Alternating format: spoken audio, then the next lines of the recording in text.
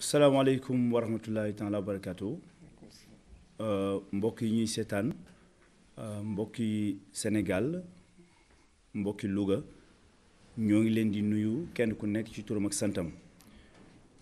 di nuyu ñi nga xam ni tey ñoo teew fii ci jotaay bi te nekk fii ci sunu quartier général di nuyu kilifa yi nga xam ne aussi ñëw nañu fekkee jotaay bi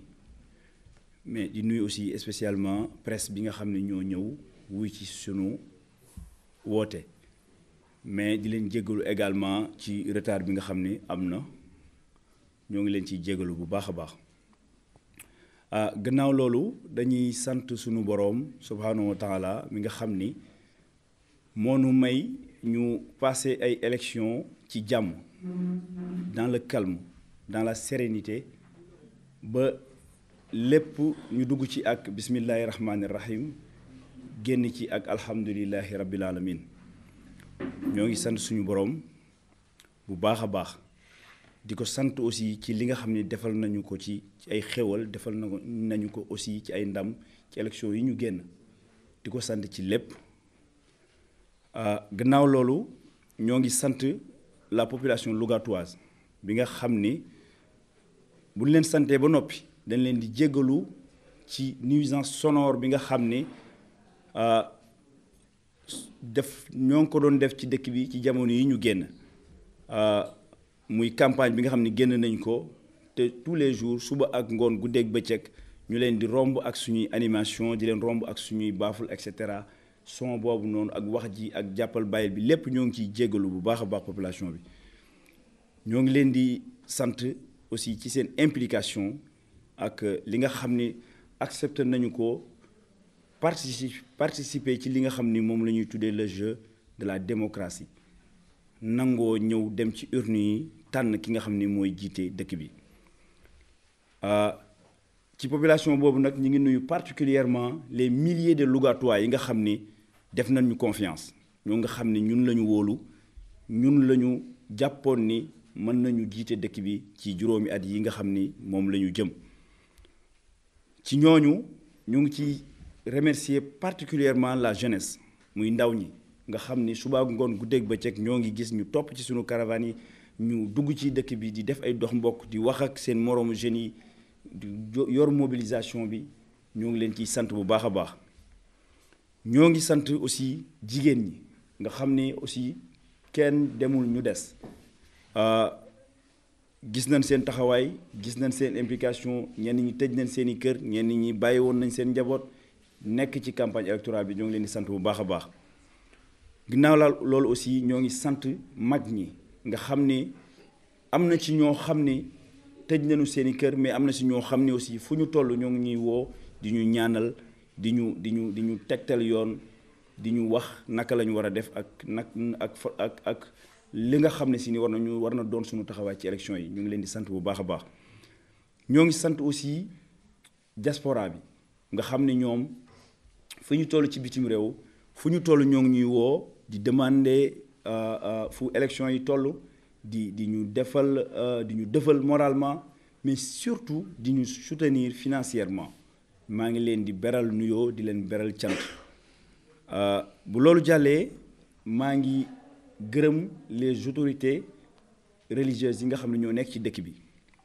ci seen neutralité nga xam ne dañoo toogaayu ndey ji seex di leen gërëm ci seen orientation di leen gërëm aussi ci seeni ñaan ñoo ngi gërëm aussi les autorités administratives notamment le préfet le gouverneur aussi sax avant le préfet ak les membres de la commission SEDA bi nga xam ne ñoo doon organiser gis nañu seen taxawaay gis nañu aussi seen yitte bi nga xam ne def nañ ko ci élection yi ñoo ngi leen di gërëm bu baax a baax ñoo ngi gërëm aussi spécialement les forces de l'ordre bi nga xam ne ñoom lañ déployé woon fii ci dëkk bi ñu sécuriser vote bi yor suñu kaaraange ñoo ngi leen di sant bu baax a baax di leen gërëm gannaaw loolu mënuma bañ a sant nag leader locaux yi nga xam ni ñoom la àndaloon ci coalition bi fii au niveau de Louga di sant ñi nga xam ni ku lim juum wala ku lim doo matal mais damay sant spécialement membre parti PUR ñi nga xam ne ñëpp ñoo nekk ci biir PUR maa ngi leen di sant maa ngi sant aussi membre yi nga xam ne yëpp ñoo ngi nekk ci biir mouvement AMS bu nekk fii ci biir Louga di sant membre parti grand parti di sant membre waa FSDBJ di sant membre waa Taxawu Sénégal di sant membre waa Bés du Ñakk di sant aussi membre sama formation politique waa Pastef les Patriotes di sant aussi membre mouvement bi ñuy wax Fatal te mu nekk fii ci biir dëkk bi mais di sant aussi membre waa mouvement VED bi nga xam ni ñu ngi leen mouvement yu bari ñu ngi ci seen biir lu ci mel ne waa ànd sàmm jikko yi te jëmm yi nekk sama wet ñu ràññee leen ci bu baax a baax maa ngi leen di sant bu baax a baax maa ngi sant aussi membre yi nga xam ne bokk nañ ci coalition bi mais bokkoon aussi ci sama directoire di jël nuyoo bi di ko teg ci loxal sama directrice de campagne Adja Ami Sey mu jël nuyoo bi joxal ma ko waa directoire bi yépp ñi nga xam ne ñoo àndoon liggéey bi di nas di nocci suba ak ngoon guddeeg bëccëg maa ngi leen di sant di leen gërëm di jël nuyoo bi di ko teg ci Adja la ak cant gi di ko teg ci loxo suñu directrice de campagne di sant conseillers techniques yi nga xam ne ñu ngi woon ci biir di sant aussi les conseils spéciaux mais di sant surtout nag la jeunesse de Yewwi Askan Wi di jël nuyoo bi di ko teg ci loxol seen ñaari njiit muy Amsata Ndiaye ak Aline Badara Diakhaté dama ne woon duma lim maa ngi jégalu mais mënuma bañ a lim jeunesse bi mais lim nuyoo bi yépp maa ngi koy jël di ko teg ci loxo seen ñaari njiit yooyu mais aussi fàttewuma xale yu jigéen ñi di jël nuyoo bi ak cant gi di ko teg ci loxol seen njiit Maam Mbacke Faye bu loolu jàllee aussi maa ngi sant nag sama waa kër sama famille personnelle nga xam ni ñoom it suba ak ngoon guddeeg bëccëg ñi ngi woon ci mbir mi damay toog ba guddi sax léeg-léeg yenn njóobeen yi xaw ma sonal ci dañoo xiif ma wootee ñu togg ay xéewal indi fii ci quartier général bi maa ngi leen di sant jigéen ñi di sant sama soxna yi nga xam ne ñoo newoon ci ñi ngi woon fépp bu loolu jàllee nag dañuy féliciter ki nga xam ni mooy maire bi nga xam ni moom lañ falaat muy monsieur Moustapha Diop di ko féliciter ci réélection bi nga xam ni Lougatois yi defal nañ ko di encourager waa opposition bi yeneen candidats yi mais rawatina ñi nga xam ne ñoo nekkoon ci opposition bi di citer Fallou Mbodj Ablaye Diop Baye Dame Khoulé sama jeune frère moom nga xam dama koy beral mention spéciale Fallou Diayante Diop ci courage am ak ci engagement am di féliciter aussi di encourager El Hadji Sidi Diop maa ngi féliciter le président Amadou Mbéry Sylla mi nga xam ni moom la ñu falaat aussi au niveau du conseil départemental mais di beral loxo nuyoo ak cant ak encouragement surtout sama mag Cheikh Ahmed Tidiane Sarr ci résultats yu exceptionnels yi nga xam ne am na ko au niveau du département maa ngi koy encourager di ko féliciter surtout ci li nga xam ne si ni am na ko muy ndam bu loolu weesoo aussi maa ngi encourager ñi nga xam ni moo ngi àndoon ak ñoom di jongante ci au niveau du département ku ci mel ne sama mag Matar Oka Silla ak sama cousin Papa Omar Sarr bu loolu jàllee mbokk yi tey dañu bëgg a def rek benn point de presse lii ñuy def nii déclaration la rek bu ndaw boo xam ne dañ ko bëgg a wax point yi nga xam ne bëgg nañu ko waxtaanee bi ci njëkk mooy benn analyse bu ndaw bu nga xam ne danañ ko def ci résultats yi nga xam ni ci la ñu génne élection yi ñu génn résultats yi li ñu ciy wax mooy dañuy nangu li nga xam ne mooy suñu borom dogal na ko muy ndam li nga xam ni jox na ko Moustapha Diop di ko sant nag suñu résultat acceptable yi nga xam ne am nañ ko ñun en tant que coalition Yewwi Askan Wi au niveau de la commune de Louga malgré nos maigres moyens su ma nee maigre moyen nag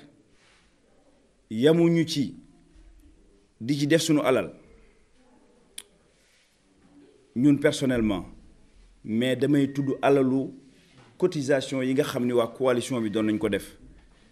mais di tudd aussi alal ji nga xam ni ay nit doon nañ ko jëlee ba diaspora di ñu ko yónnee ñu def ko ci biir mais également damay tudd aussi alalu inconnu yi nga xam ni xamuñu leen te ñu doon jël seen alal di ko ci def ci loolu mën naa ci misaal benn mbir mu daw yaram keroog dama nekk biir centre ville ñu def meeting ba pare def caravane ba noppi am benn waay ju may seet ci dëkk bi ñu ni ko laat mu dajeek ay samay nit ñu yor benn oto bu ñu taf sama photo mu ni dama bëgg gis laat fu mu nekk ñu ni ko laat mi ngi booru Coxna mu dawal ba Coxna bi mu agsee gaare otoom arrière reculé waat yor oto bu mag sax bañ naan kii de kilifa la xëy na day seet waa Moustapha yi la wala ku ñuy topp la mu joxoñ ma ni laat bi mu ñëwee mu woo ma ci otoom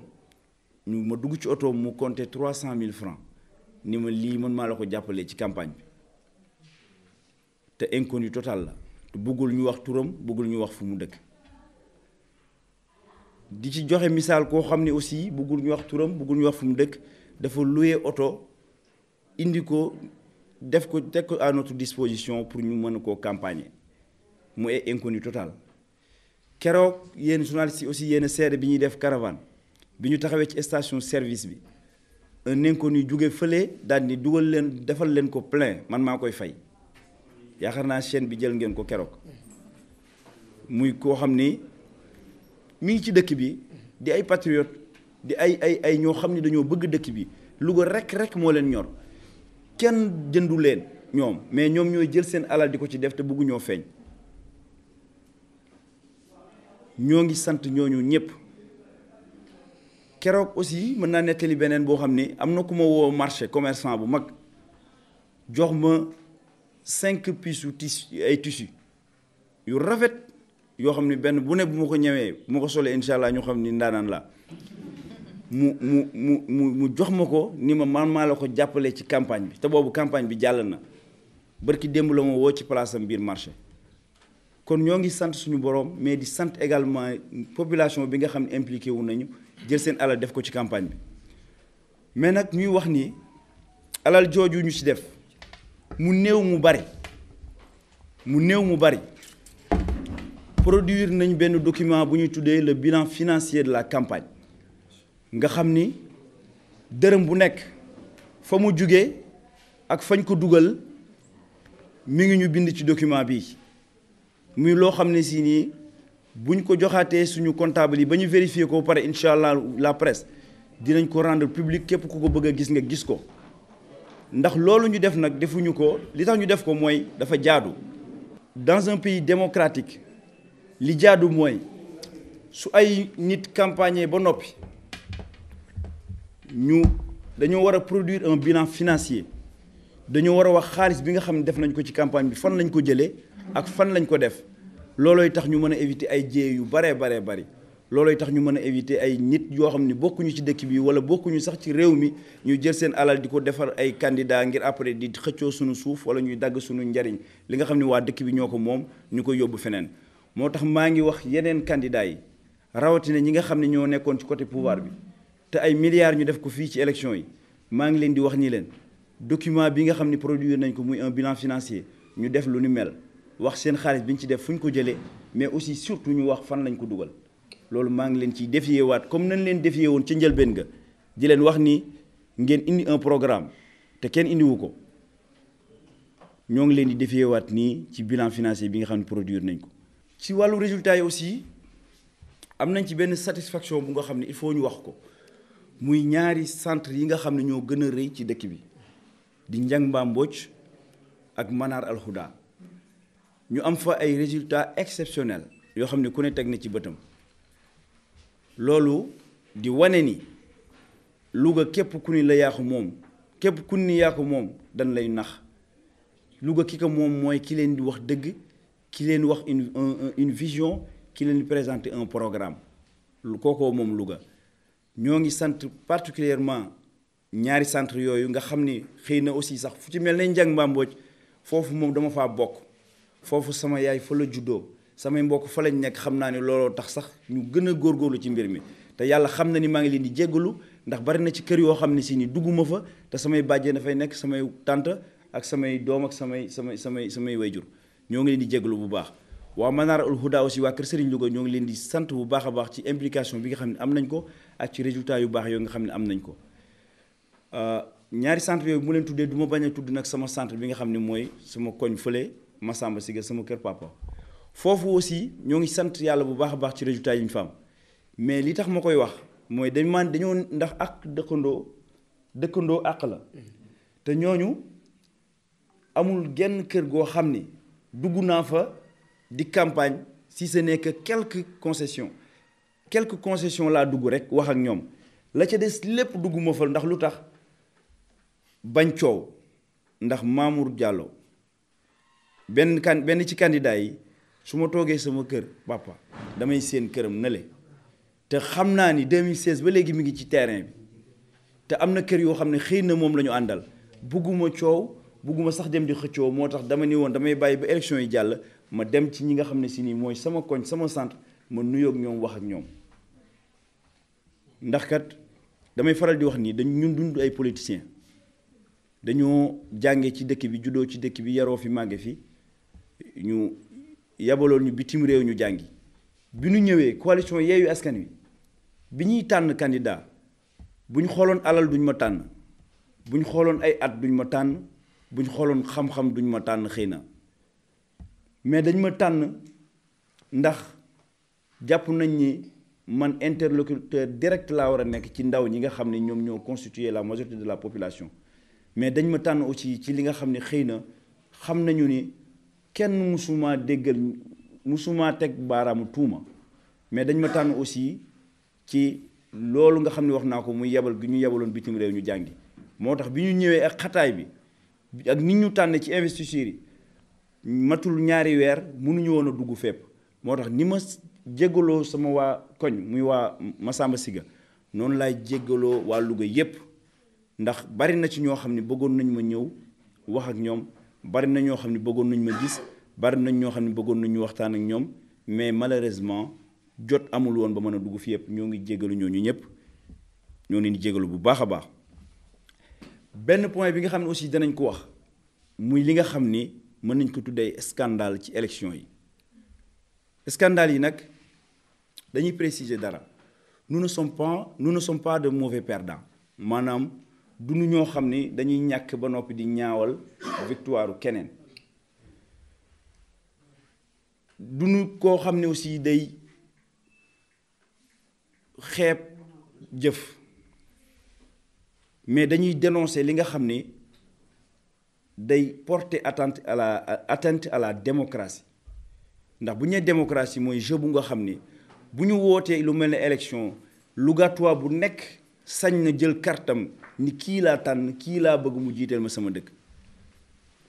liñ ciy dénoncé nag bu ci njëkk mooy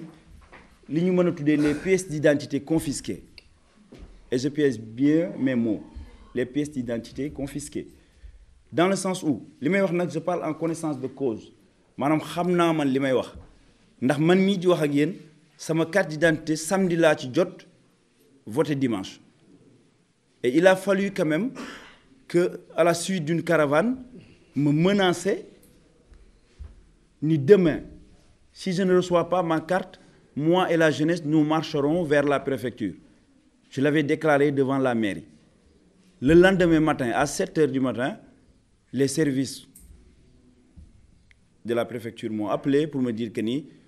on se calme ces pièces d'identité produire nañ ko c'est en cours de route ci ngoon gi lañ ma ko achemineel mu jóge Dakar et pour cela man je suis en train de penser quand même aux milliers de Lougatois yi nga xam ne si ni leur voix n'est pas aussi audible que la mienne ñi nga xam ni kenn déggu leen kenn mun leen dégg ñaata Lougatois ñoo nekk ci cas boobu noonu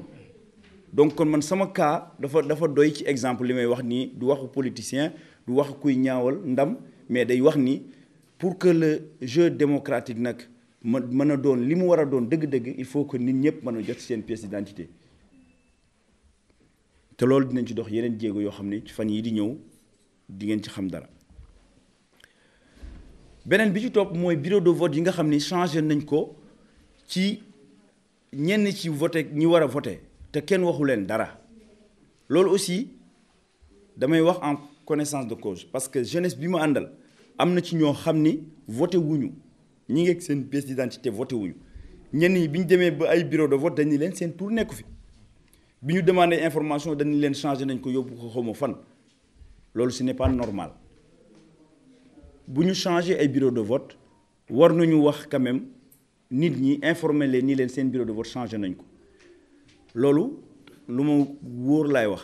beneen exemple bi ma joxe mën a joxe aussi pour ngeen xam ni li may wax lu ma wóor la mooy bi may nekkee Njang Mbambooj ji voté am na une centaine de femmes yu ne woon derrière moi boobu ñuy def live yoo xam ne dañoo ñëw ba foofu ñu ni leen seen bureau nekkatul fii mi ngi xamu franco arabe mi ngi xamu fan voté wuñu xaw ma tax ñu def loolu rawatina nag Njang Mbambooj gi nga xam ni ku ne xam na ni du fiyeefu ñenn ñi wala boog favorable lu leen mën naa joxe sax exemple la troisième personnalité de l'État gis ngeen ko yéen médias yi ngeen filmé ko en live direct mu dem ci centre ba mu daan voté ñu ni ko sa carte nekku fi dafa am xaw ma ndax mujj naa voté sax loolu yéen médias yi yéen a ci teg seen bët donc kon joxe naa ñetti exemple yu wane ni lii may wax du waxu politicien du waxu kuy parparloo wala waxu kuy ñaawal ndam mu jàmbur mais luy entacher la démocratie la loo xam ni dañ ko war a dénoncer quand même dañ ko war a wax dañ ci war a aussi trouver ay solutions le plus rapidement possible d'autant plus que ay échéances électorales mi ngi ñëw ci suñu kanam ci ay weer yu néew. beneen mbir mi nga xam ne aussi dinaa ko wax tey aussi tamit toujours mu nekk ay lu ma mën a teg baaraam muy li muy tuddee le transfert d'électeurs bari na ñoo xam ni voté nañ ci dëkk bi te yeewoo wuñu ci dëkk bi ñi ngi dëkk ci ay villages environnants ñi ngi dëkk ci dëkk yi nga xam ne ay dëkk àll lañ yoo xam ne peut-être ngidi la ñu bokk wala feneen beneen commune lañ bokk ay leader jël nañ leen fii ay nit jël nañ leen indi leen ci dëkk bi wutal leen ay carte de résident wutal leen ay pièces d'identité ñu voté ci ay yenn bureau de vote moo tax bari na ay bureau de vote yoo xam ne si ni am na ñuy fëgg dënn di bàkku naan je suis imbattable foofu yàlla xam na ni bu dul woon seen village les gens de leur village nataux wàllu ñaaw bu dul woon ñi jóge si ñi ñu bokk seen mbokk yi nekk ci àll bi kon dana ñaaw ci ñoom torop loolu ñu ngi koy dénoncer loolu xam nañ ko te ñi ñuy waxal xam nañ ni lu am la beneen bi nga xam ne nag moo ci gën a ñaaw te ma ciy taxaw jeexale ko tëje ko scandale yi mooy achat de conscience le jour du vote di jënd nit ñi man mënuma comprendre nga am juróom-ñaari at pour convaincre les Lougatois ñeneen ñi ci des nga xam ne ñoo am depuis 2016 ñi ngi fi toujours waa parti au pouvoir lay waxal de d'ailleurs sax bi may féliciter dama fàtte féliciter aussi Mamour Diallo dama ko fàtte féliciter pour sa victoire aussi parce que c'est la victoire du pouvoir victoire la am li may wax aussi c'est en connaissance de cause parce que démb waa parti socialiste def nañ conférence de presse et message bi nga xam ni bàyyi nañ ko Lougatois dégg ko mooy ni seen bërti yëpp seen coow lépp nee nañu mooy pour barrer la route à l'opposition moo taxoon ñu doon def noonu ñoom ñoo ko wax média yéen a fa teewoon ba ñu koy wax donc kon ñoo ngi leen di féliciter ci seen ndam ñooñu laay waxal ma ni ñenn ñi 2016 ba léegi ñoo ngi fi ñenn ñi 7 ans ñu ngi fi ils n'étaient pas en mesure de convaincre les Lougatois avec un programme de convaincre les Lougatois avec une vision 7 ans nga bàyyi ba ñu mayaat la aussi 2 semaines de campagne ñi la 2 semaines yi moom ubbi nañu lépp maye nañu nga dugg ci kër yi maye nañu nga samp sa animation fu la neex ci biir dëkk bi te doo tàggoo te doo demander autorisation muy les 2 semaines de campagne convaincre nit ñi bàyyil ba jour bi ngay taxaw ci centre de vote yi di profiter ci misère population bi di leen jox xaalis ngir ñu voter la du ma ni di leen jënd ndax mënoo leen a jënd amoo njëgu nit ñi mais di leen jox xaalis ngir ñu voter la te am na ci ñoo xam ne ñi ngi koy nangu mais dañ koy nangu ndax ñàkk pexe ndax réew mi moo metti dëkk bi moo metti ku ne xam na ni am na alal joo xam ne koo ko fi tàllal dina la defal loo bëgg, dina la defal li nga bëgg ngir faj jeneen aajoom wala ngir suturaal boppam ndax dëkk bu metti pasar pasare alalu réew mi pasar pasare li ñëpp bokk yàlla xam na ni li leen nguur bëgg nguur jaral bu leen ko dëkk bi jaraloon Louga mooy dàq ci Sénégal alal ji ñu def ci dëkk bi buñ ko bëggee woon population bi kenn du fi fanaane xiif te li ma mën a waat ci yàlla mooy ba ñu xëyee ci élection yi ba ñu xëyee ñoom ca quartier yu ñu dëkk am na ci ñoo xam ne si ni añuñu am na ci ñoo xam ne reeruñu tey bi may xëy nit mi ngi ne ma laat may ma téeméer nit te maa nga dëkk ca koñ bi nga xam ne si nii fa la ñu ñoom ñooñu fa la ñu dëkk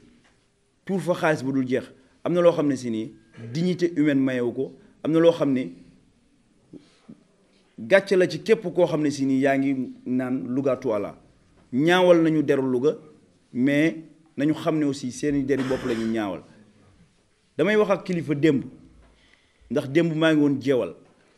damaa demoon jeewal ci ay kilifa yoo xam ne aussi ñoom it ñoo ngi suñu ginnaaw ñoo ngi ñuy soutenir ñoo ngi ñuy jàppale te aussi gis nañ seen yéene ci ñoom dañ ma woo ni ma faw nga ñëw jeewal bi ma demee jeewal fekk fa kilifa gu mag ñuy waxtaan mu ni ma laat xam nga lu ma lay xamal lan ban leçon laa tiré ci élection yi nii doole moo mën dëgg waaye faw dëgg mooy mujj mu ni ma te yaa ne ci dëgg bul bàyyi ndigal li lenn la bul bàyyi ndax doole ndax dëgg mooy mujj loolu la ma wax démb kon nag foofu la ñuy yem ci li nga xam ne mooy li nga xam ne nañ ko dénoncé ci li nga xam ne xew na fi ci jamono yi ñu génn beneen point bi nga xam ne dañ koy wax muy nga xam ne si nii mooy sunu avis ci municipalité bi ci gestion bi ñu ñëwee di def déclaration dañu ni woon plus rien ne sera comme avant maanaam dara dootul mel ni woon loolu nag bu ñu ko waxee mooy à travers nos équipes c'est-à-dire nos conseillers qui sont dans le conseil municipal à travers aussi les Lougatois même ñi nga xam ne seen droit en tant que citoyen may na leen ñu xool li ñuy def ñoom incha allah dinañu veiller ci li ñuy def dinañu contrôler li ñuy def mais aussi dinañu alerter les Lougatois chaque fois bu ñu gisee loo xam ne si ni jaaduwul loolu moo wax nag am na ci ñaari point yoo xam ne si ni mooy li ëpp solo moo gën a essentiel te dootuñu ci négocier bu njëkk bi mooy l'argent du contribuable xaalis bi nga xam ne ñu ngi koy jëlee ci borom jakarta yi di ko jëlee ci borom watiir yi di ko jëlee ci borom saret yi di ko jëlee ci jaaykatu gerte yi ñawkat yi jaaykatu jën yi puuskatu saret yi su ma doon lim du damaa lim ñi nga xam ne ñoo yor métier yi gën a metti rek ci dëkk bi mais ci dëkk bi yépp képp ku fi def métier mu yéen journalistes yi dañ leen di envoyer ay taxes ngeen koy fay alal jooju noonu incha allahu dootuñu may kenn mu koy pasaree wala mu koy def ay marché ci biir conseil municipal bi ay conseillers municipaux ci boppam yor ay entreprise di gañewaat ay marché ci biir di passer alal réew mi ñu leen di jox essence boo xam ne presque toll na 30 millions par weer ci ñi nga xam ne si ñooy adjoint maire yi ci dëkk bu nga xam ne si nii am na nit ñoo xam ne ba ñañe duñ reer am na ñoo xam ne si nii ndox sax àggul seen kër am na ñoo xam ne amuñu ndox dëkk bu mel noonu nag ñun de en tout cas man Abdou Lahad dootuma seetaan alalu réew mi ñu koy pasaree de cette manière là te duma ci wax loolu moom dama bëgg bu amee benn message bu ñuy retenir ci li may wax lépp loolu nañ ko retenir ñoom beneen point bi nga xam ni wax naa ni aussi dinañ ci def une attention particulière mooy li nga xam ni mooy la gestion du patrimoine foncier mooy suuf si incha allahu suufu Louga gi ak li ko wër li tax ma naan nag suufu Louga ak li ko wër mooy am na ci ñoo xam ni sax ngembu nañ ay yeneen maire ñu gagné ci municipalité yi nga xam ne si ni ñoo nekk autour de la ville de Louga te xam naa ni lenn seen premier objectif mooy dagg suuf si commencé séddoo ak a pasar pasare incha allah fépp fu nga xam ne si nii dagg nañ fa suuf fépp fu nga xam ne si nii séddoo am na fa danaa fa ñëw yéen médias yi dinaa leen woo ñu dem dénoncer ko wax ko génnee les documents ba Lougatois yëpp xam ne ñi ngay pasar pasaree li ñëpp bokk ñaar yooyu moom incha allah jàpp leen ni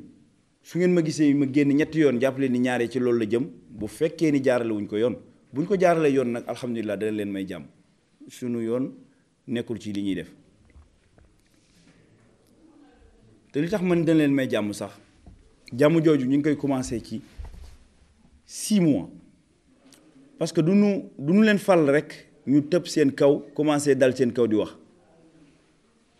li ñu naan délai de grâce danañ leen ko may danañ leen may ñu dérouler danañ leen may ñu fêter seen victoire entre guillemets dinañ leen may ñu préparer seeni équipe mais surtout li ñuy xaar ci 6 mois yooyu noonu mooy ñu produire ñu ce qu'on appelle un PDC un plan de développement communal li tax may insister sur un PDC mooy bépp autorité bépp commune bépp njiit rawatina ci commune yi bu la wax ne la mën na négocier un partenariat public privé mën na négocier li nga xam ne xaalis la buy jógee ci li ñuy tuddee la coopération décentralisée te produirul un PDC waxu leen lu am waxu leen lu mën a nekk un plan de développement communal manul ñàkk ci dëkk bu nga xam ne si nii da nga war a négocier xaalis bu war a jógee bitim réew wala xaalis bu war a jógee ci ay partenaires privés bu dee ci yoon nga ko nar a jaarale kon may nañ leen 6 mois pour ñu produire lool suñ ko deful dinañ ko produire woowaat média bi aussi proposer ko Lougatois ndax PDC ñun programme lañ produire dañoo produire un programme un plan de développement communal moo gën a rëy ndax dans un plan ci la ñuy retrouver un ensemble de programmes ñun programme lañ proposé bu nga xam ne si nii on y retrouve un ensemble de projets ci projet yooyu nag ñoo ngi fii dinañ ci ñëw tuuti dañ ci def benn point bu ndaw ci projet yooyu mais le programme le PDC incha allah 6 mois lañ leen may ñu produire ko bu ñu ko produire ñoo ngi fii ci dëkk bi incha allah ànd ko waa dëkk bi ànd ko ñi bëgg dëkk bi ak borom xam-xam yi dëkk bi aussi nag surtout rawatina borom xam-xam yi dëkk bi te bu ma nee borom xam-xam waxuma rek ñi jàng alxuraan ñi jàng nasaraan mais ñi jàng alxuraan parce que yàlla dogal na tey fii may wax ak yéen ki toog sama ndeyjoor ak ki toog sama càmmoñ ñoom ñaar ñëpp ay boroomi daara lañu seeni daara lañu tëj ki toog sama càmmoñ moom dafa tëj daara boole ci tëj juma ndax moo imaam la bokkul ci imaam yi nga xam ne dañuy dagg li ñëpp bokk di leen ko jox ñu koy séddoo nga xam ne boo jubee seen kër ñu tëj seeni bunt bokk ci ñooñu kon dama bëgg a wax ni danañ ànd ak Lougatois yi nga xam ne Louga ñor na leen fas yéenee ànd ak fexe ba dëkk bi ñu teg ko ci yoon dëkk bi ñu développé ko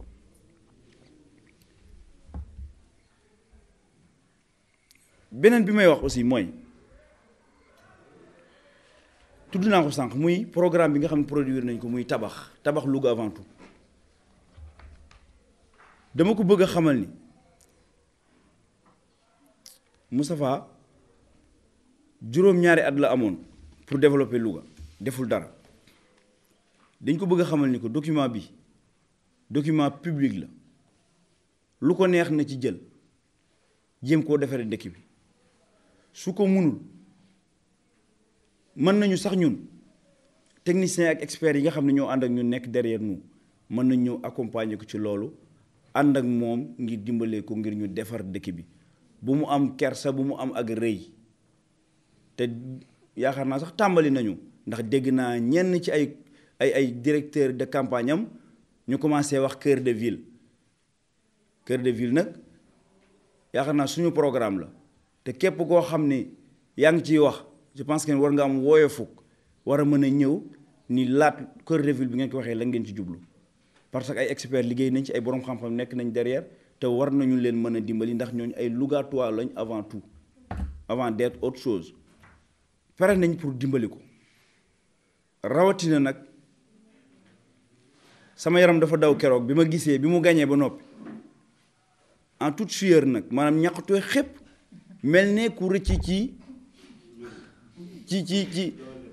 voilà bi jongante bi jàllee mel na ku rëcc ku gaynde doon dàq ba mu rëcc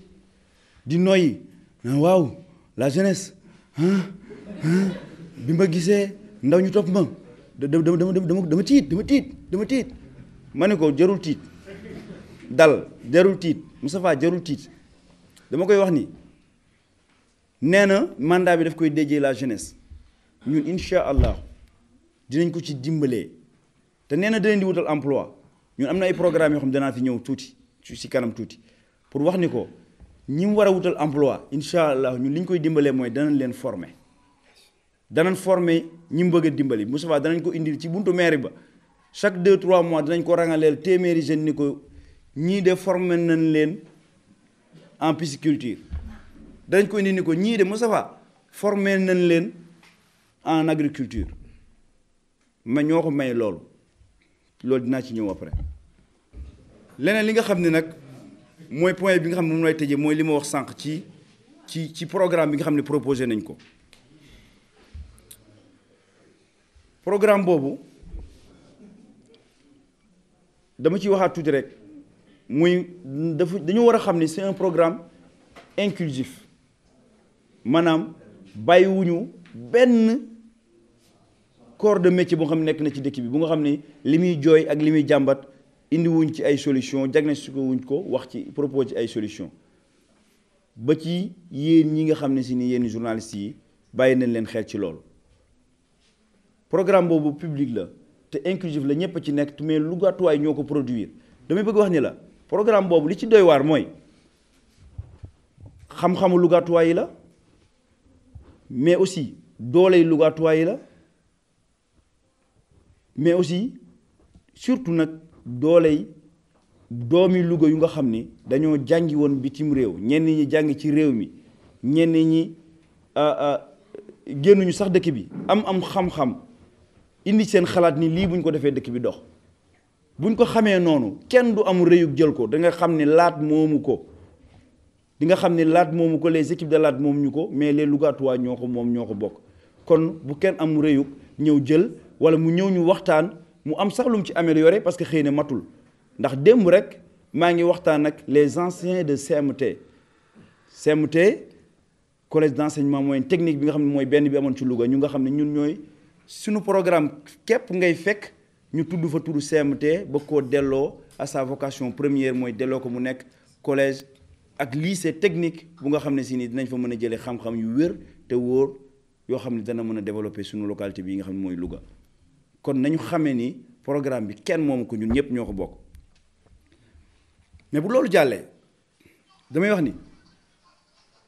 boroom xam-xam yi ñu àndal aussi dañu ni léeg-léeg loolu dama daan juum di ko wax ci sama communication pendant la campagne dama doon juum di wax naan avec ou sans la mairie gars yi dañu ma ko doon tere ndax dañu ma doon wax ni ma dellu wax rek avec la mairie parce que da ngay gagner mais comme yàlla dogal na li mu dogal kenn bàyyiwul ñooñu nee nañu bu soobee yàlla dinañ xam ni ay Lougatois yu Louga rekk ñor ñoo ngi ci dëkk bi te incha allahu fas yéene nañoo ànd ak ñun ci développement dëkk bi ci jiitu nag mooy une académie de formation et de promotion de l'excellence bu nga xam ne si ni bientôt dinañ ko lancer fii ci Louga te foofu incha allah maa ngi leeral ni ci lañ war a former ndaw ñi nga xam ni ñoom la sawaay nii da leen di jox liggéey incha allah beneen bi ci topp nga xam ne ci fan yu néew lañ koy lancer li may wax rek nag mooy projet yi nga xam ne ci ay fan yu néew lañ koy lancer mooy un grand projet sur l'environnement bu nga xam ne dinañ leen convoqué waat dugg ak yéen ci détails yi ci environnement bi la jëm ay experts yoo xam ne ci environnement la ñuy liggéey ci biir Louga incha allah dinañ ko lancer muy un grand projet bu nga xam ne amul benn kër wala benn mbedd mu nga xam ne si ni dinañ ko bàyyi ci programme boobu beneen bi ñuy tëjee nag nga xam ne dinañ ko indi fan yi muy une journée de l'excellence ndax defoon nañ ko fi mais dañ koy defaat ndax dafa am ñoo xam ne ñu ngi ci dëkk bi te dañ leen a fàttewuñ leen sax waaye dafa xatoon muy ñi nga xam ne ñu ngi nekk ci njàngaleem arab mi ak alxuraan mi dinañ leen defal une journée de l'excellence bu nga xam ne ña ca man ak ña mokkal alxuraan incha allah ànd ko aussi sax ak beneen projet bu nga xam ne mi ngi en cours ci ñiy jàng-njàngum tubaab mi pour fas yéene koo proposer waa Louga loolu lañ fas yéene def ci weer yi nga xam ne ñoo ngi ñëw kon nag loolu la amoon ci lu ma doon wax ci point de presse bi di sant ñi nga xam ne ñu ngi ñu doon déglu di sant Lougatois yi di sant surtout média bi nga xam ni ñoo ñëwoon tey di bàyyi un dernier message pour wax ni Moustapha Diop na xam ni moom mooy le maire mais désormais na xam ni am na ce qu'on appelle le nouveau manager général de la ville de Louga jërë ngeen jëf.